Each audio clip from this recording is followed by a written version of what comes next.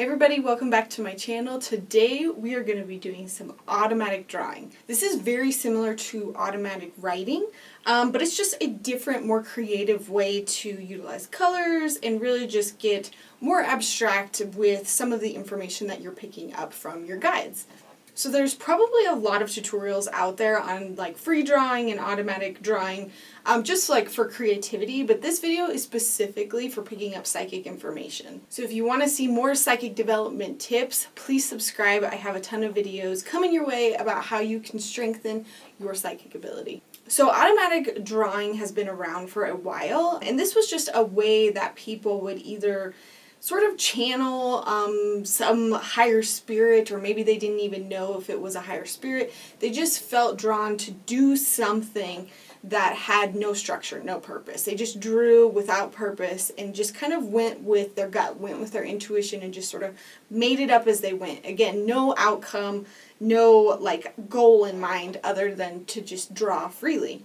Now, a lot of artists use this method just to get creative and do something different and just kind of maybe even get out of like writer's block version of drawing. So if you're going into automatic writing with the intention of I want to connect with a loved one, or I want to connect with a spirit guide or my higher self, or just channel somebody who's on that other side, this can really be a tool that's used for your psychic ability and psychic development. And the thought here is that you connect to whoever you want to connect to, obviously a being of your highest and best good, and then you receive information and you just draw. You just make it up as you go.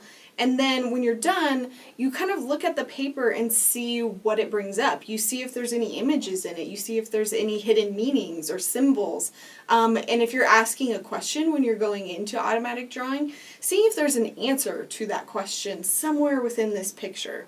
Now, I'm not a huge art history person, but I do know kind of the movement where a bunch of surrealists sort of came about. I know that some of those surrealists really relied heavily on sort of this free drawing or this automatic drawing. And artists like Andre Mason, I'm not sure if I'm saying that right, he would create these works, and then after he was done you could see like faces or images within his artwork. So if you look up some surrealist painters, you might see some of these tools being used. Now, whether or not they knew, again, with automatic writing, like if they were connecting to a certain person, we don't know. Some people might be going in with a very clear intention of I'm going to connect to this, or people might just be going into it creatively thinking, okay, I'm just going to do some free drawing and let it flow. But today I'm going to show you guys how you can use it to connect with certain beings, ask questions, and get just psychic information in general. So first thing you're going to need is a piece of paper. This could also be a canvas. This is specifically like watercolor paper, but you can use just any paper that you are most comfortable with. And then get your medium of choice. So you can use crayons, you can use paints, you can use markers, colored pencils. You can even just use a pencil or a pen. I say whatever you enjoy using most, and something that is not going to like encumber you to use. Like, you don't want to be held up by trying to free draw if you're just like, if you can't like get the marker to work. So pick something that you really enjoy the feel of it. So like, I don't know about you guys, but I love certain ballpoint pens because of how much they flow and like how much ink comes out. So find something like that you're used to. If this is your first time, just grab anything. It doesn't matter. You can sort of figure out your tools later. Now, there are two ways of going about doing automatic drawing. The first way is just doing it creatively. You don't connect with anything, you don't set that intention, you don't even ask a question, you just free draw. So you can skip all these following steps and just jump right into it. Now, if you are going into this with the intention of receiving psychic information, you want to start with two things. The first thing you absolutely need, and that's who are you talking to? Is this a guide, a loved one, a spirit? I would just start out by connecting to somebody of your highest and best good. Just to keep it simple, I really feel like getting into like talking to family members or somebody who's passed should come after you've done this a few times, just so you can kind of get the hang of it first. Now, the second thing you want is just like a question or an intention. And you don't have to have this, but you can write one word on the back of your page, like peace. And you don't have to have an outcome or a goal or a motive there. It's just a word. Or you can have a question. Say you want to know something about something that's about to happen, or you want to know something about the past and you want to get more information about something that happened to you when you were a kid or something. If you're talking to a loved one in spirit, it could be, how are you doing right now? And again, you don't need this, but sort of the purpose behind it is that whatever you're going to draw is hopefully similar, is going to have like a similar outcome of like your question or the word that you put down, and it's going to reveal something about that. Now go ahead and write that on the back of your paper, that question, that mantra, whatever it is that you want to know about or just get more information on, put it on the back of the paper. And I'm specifically going to just ask for a guide to come in and introduce themselves. Now the reason that I'm putting that on the back is so that if you ever look at it in the future and you want to know what it was about, you have notes on it that you can refer back to. And the next thing you want to do is protect yourself and get centered. And I always sort of brush through these quickly in my videos because I assume you've watched those videos and you know how to do that. But in short, make sure that you're protected, you have a bubble around you. There's lots of different ways that you can do this. You're making sure that you are talking to a being of your highest and best good. You're grounded, you're centered, and you're in a meditative state. And that meditative state is important because you want to receive information. You don't want to be just thinking about your to-do list or other things. You really want to be present in the moment. That energy really works best for the psychic ability when you are sort of in a flow, meditative state. Information just comes easier to you. Next, it's important to release whatever your question was. Whatever your question was, whatever your prompt was, assume that this being has heard you and that it's going to relate. But you don't want to go into it thinking, oh, I better draw a guide's face or this isn't going to be right. You really have to let go of all expectations, all outcomes. Now you can set a timer if you want, just to make sure that you're not going like forever, but the whole point is you want to be drawing the whole time, not lifting the pencil off the paper at all. So if you need to like set a timer so you make sure that you know you're not like going for 2 hours and not paying attention, feel free to do so. I usually sort of stop intuitively whenever I just like feel like it's done. And the point here is just to start drawing. And at first you might just be drawing to draw and it might not feel like you're receiving any intuitive information. That's okay. You just want to get into that flow, get into that zone. And after a bit, there's going to be, like, you can feel it where it switches over to, okay, I need to grab this color next, I need to grab this color next, and I'm supposed to put a shape over here. And it's almost like the information is coming so fast that you can't like keep up with what you want to draw, if that makes sense. And that's kind of like the goal of where you want to be. And then you want to stay in that kind of like zone for a while. And that's kind of really that automatic drawing where you're drawing all sorts of things and it's just coming to you and you're not really judging. It's okay to jump around, switch colors, make things that don't make sense. Even if it does make sense together, like, just don't judge it. That's the whole point. Don't judge it. Just keep going. Do not pick your pencil or your pen off the paper. And that doesn't mean you can't switch colors. It's just like, the point is keep going. Don't stop. Don't sit here and be like, what should I do next? No, we don't want any of that. And if you really find that this exercise works well for you, I encourage you to try shamanic journeying because it's very similar. It's a very visual exercise that you sort of do in your head, kind of like in a meditative state while you're listening to drumming tracks. You can even play music if you want while you're doing this, but I would be curious to know if the music would influence what you're drawing. Like if you're listening to very intense music, if you start drawing intensely, or if you're listening to happy music, if you draw very like happy pictures, because I do think that music can affect your energy. So try this maybe the first time without music, and then, you know, other times if you want to create like something really happy, you know, put on a certain music track to see if that influences or changes the art that comes out of it. So I'm going to try this myself now and I'm going to speed it up, but afterwards we're going to go ahead and then figure out how do you analyze the artwork and how do you see the symbols and figure out what it could possibly mean. Setting the intention for my highest and best good, I would like to have a guide introduce themselves through this automatic drawing. Releasing that to the universe, not thinking about it anymore.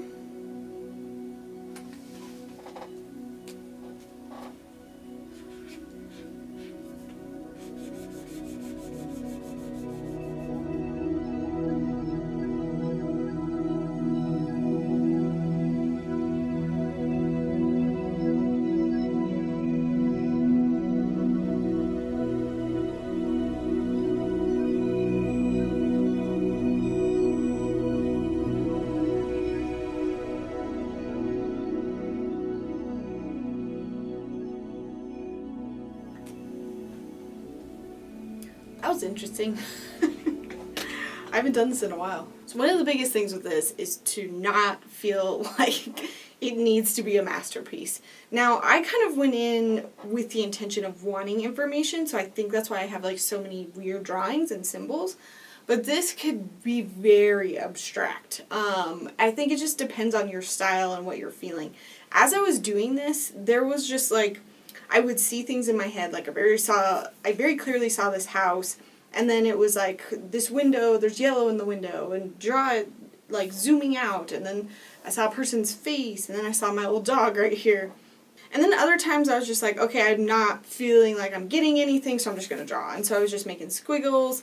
But then sometimes things would pop in my head, like I saw eyes, or I saw, with this, I just felt like keep going, keep going, keep going. And it was more just like the rhythm. And then there was other times where I just felt like I was holding the pen, and then they were telling me to just spin the pen, and I was like, okay, whatever. And I was just, like, had no purpose. But other times I would see faces, and I would just, like, write things down.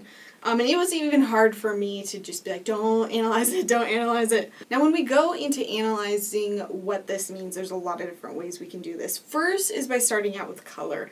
Looking at the overall color in the picture. Now, I kind of feel like this color, these colors are cool, but I felt like I was limited. I felt like I really wanted to use purple a few times, and I didn't have purple. But just looking at the overall colors, you know, is it really dark? Is it really light? And not saying that dark equals bad or light equals good. You also have to sit down and say, what do those colors mean to me? Yellow for me is like very high vibrational, bright light. I felt really good about that. The black and the red felt negative to me. I sort of feel like the colors just for me aren't quite symbolic, mostly because I didn't have the right colors, I think. But again, look at it from a color perspective. See if there's a mood or general feelings that pop up from the colors that you decided to use. I feel like mine is very like earthly on one side, and then very like, I don't know, bright on this area right here. And maybe that has a meaning in itself. Also, look at how much pressure you used. Were you being very light in some areas and then very tough in other areas? You know, were there emotions coming through there? For example, I used a bunch of like dots a bunch of times, and it just felt like very like rhythmic for me. And so maybe there's a meaning there in how much pressure you used, and like depending on what your question, you know, if there's very like stressed out energy on the page, maybe that has something to do with what you were trying to get information about. And then you can take note, too, of what clairs you were using as you were doing this. I sort of wrote down some notes. I would sometimes see things or hear things, and then other times I would just feel it, and I would feel to move the pencil or the marker in one way. Whereas, like, I saw the house and the woman and the dog. And that might not have very much meaning afterwards. It's more just about being cognizant. If you're not quite sure, like, what your clair strengths are, you can go back and be like, oh, well, I felt like I did just a lot of feeling through this, and maybe the clairsentience is a stronger clair for you. Maybe you were seeing a lot of it in your head before you were putting it down on paper. Maybe you just knew. But it's just another helpful way to kind of get in touch with those clairs and see which ones are kind of coming through to you when you're in that meditative state. Now, you can take notes on the back of this, or you can take notes on a separate piece of paper and keep it with it. And you can go in afterwards and write down all that you were feeling. Like, I was feeling like this was a path to money. Like, this was being laid out for me, and I needed to follow this path. And then this area down here, I felt like it was the ocean. And so you could write down all of those things just so that when you come back to it, you might not forget. When I was kind of in this area, I was feeling very like negative, not negative vibes because I set my intention for my highest and best good, but I was just feeling just like negative, like my negativity about the situation. And so I think that's kind of how it manifested with these like colors in this area. Whereas over here, I felt very like peaceful, and I felt like these were like little fairies and flowers, and I felt like this was a mermaid coming in and saying hello. And then obviously another thing you can use to figure out what it means is just look for the images. Look for the symbols that you created. Now obviously there's some big obvious ones that I like purposely drew and like even wrote down notes next to. But there might be other symbols in here. So, you know, I drew this thing feeling like they were like stars or comets or something like that. And then later I drew this thing over here, and then I added like a face to it because I felt like I saw a face. And then looking at it now, it almost looks like a person with this like headdress. And so just look at it as a whole. So I was feeling like this was another guide coming in. It looked like a rabbit, but then I was drawing like dots, and then I felt like it was like walking around. And so now I wonder if all of these dots were him walking around. Obviously saw a Mickey Mouse here, but it turned into something like negative black hole, like suction-y thing, and I have a trip coming up, and so maybe that's a lot of my stress of like coming up with the money for that trip. I also saw like a very clear veil and somebody like popped their head over here. Looking at this, I didn't really know what I was drawing when I was drawing this, but I'm seeing like a bunch of tombstones. Also feeling like a horse over here. And one thing that you can do is turn the paper. So it doesn't have to be read that way. Turn the paper and see if you see different images from another angle. So now these look like lips to me. I feel like these are legs. Legs of a person. Oh, and I'm only just seeing this now, but there's this little person right here, and then these stars are coming down. I almost feel like when I was writing these, they were coming across as like characters that like in another language. These over here I was drawing clouds, but from this angle I feel like there are a bunch of W's. And I feel like these two guides are like connected in some way. And the fact that I drew like a globe on top, maybe that has something to do with it. So you can see how like turning the page might give you even more results or symbols that you might not have seen before. And again, just like write all of those down on the back or write them on a piece of paper off to the side. And then my favorite analyzation exercise for this is hand this paper to somebody else and ask them what the image is about. Don't give them anything else, but ask them what they see. And they might point out like the obvious, but then after that you can follow up with other questions like, how do you feel about this? What emotions does this bring up? What do you think about the colors? Like ask them all those same questions, and they might have a very interesting perspective that like clicks like a light bulb. So I really recommend that you do that. That technique you can also use with dreaming. So when you wake up and you have a dream, you can draw out the dream to the best of your abilities and pretend you don't have any idea what that dream is about. Then you can hand that piece of paper to somebody else and be like, hey, what do you think of this? Don't tell them it's a dream, just ask them, and then see what they think and see if it has any relevance. So looking at my intention on the back, which was a guide who wants to meet me, looking back at, your piece of paper, look at all these symbols, all these emotions, everything you've written down, and see if you can't find something that has relevancy to your question or what you asked. And so I would say there's actually a few guides that came in here, which is kind of funny. I feel like this little rabbit kind of introduced themselves. I feel like a mermaid. I feel like this horse character was related to my son. And I think this man has something to do with it. I feel like these are actually the same people. Like it feels like Native American like headdress, because I was literally trying to draw a drum right here. And then I was trying to draw a person like looking at the drum, and then when you step back, it almost looks like that's his mouth and like a beard, which is super cool. I felt like this was a ancestor. I don't know who this person was, but I felt like, okay, this person is definitely in my house. But it's a good bright light. But I picked up an old woman, so maybe it was one of my grandmothers who have passed. So yeah, I think there's definitely some guides on here that I came out that I'm gonna have to figure out who they are and communicate with them more using some other tools. Now, if you're struggling with this exercise, just try again. And maybe go in with a different intention. Maybe do less. Maybe instead of doing a question, just do a single word like peace or beach or ocean or something like that. Again, try music, and then maybe switch who you're talking to. Maybe, that specific guide wasn't coming through very clearly. Just try different things out and keep going. With anything that sort of involves needing to get into a meditative state, I find that sometimes it just takes a few times to practice, especially if you don't meditate often or know what that zone feels like. So some other ways you can use automatic writing. The first one I like to use is just called Mary Poppins-ing it. and I just made that up, but look at a picture, look at a piece of art that already exists, and then focus on a piece of that art and imagine jumping into it. And then ask, you know, like, what's around the corner? What's behind this image? If the picture were extended, like, what do you see beyond that picture? And that's just a different creative way of using automatic drawing that's maybe not for psychic information. But I would be curious to see if you did that and then it actually yielded into something relevant, something symbolic maybe to you or how you interpret that piece of artwork.